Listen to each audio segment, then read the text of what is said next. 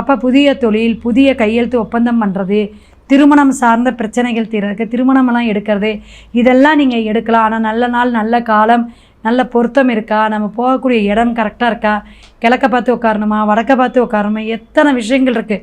அப்போ நம்ம ஏனோ தானோ எந்த வேணாலும் நம்ம செஞ்சுக்கலாம், எப்படி வேணாலும் நம்ம ஜெயிச்சுக்கலாம் அப்படின்னு நினச்சிங்கன்னா அது அவ்வளோ சாத்தியப்படவே படாது. அப்போ ஒரு குரு கூட இருந்து வழிகாட்டியாக இருந்து நீங்கள் இப்படிலாம் போங்க, இந்த மாதம் இப்படிலாம் நடக்கும் அப்படின்னு கவனத்தில் நம்ம எடுக்கிறதுக்கு உங்கள் சுயசாரமும் வச்சு பார்த்து, அப்போ அதுக்கு எப்படி திரிகோண பாவத்தில் இருக்கா, கேந்திர பாவத்தில் இருக்கான்னு பார்த்துட்டு நம்ம பதில் சொல்லுவோம். ஸோ மகர ராசிக்காரங்க எல்லாருக்குமே பல பிரச்சனைகள் சிக்கல்கள்லாம் தீரக்கூடிய மாதம் அப்படின்னு சொல்லலாம். புதிய முயற்சிகள் எடுக்கலாம், ஆனால் அதுக்கான ஜாதகம்லாம் கவனமாக பார்த்துக்கோங்க. புதன் பயிற்சி உங்களுக்கு நல்லா தான் இருக்குது, ஒன்றும் மோசம் இல்லை.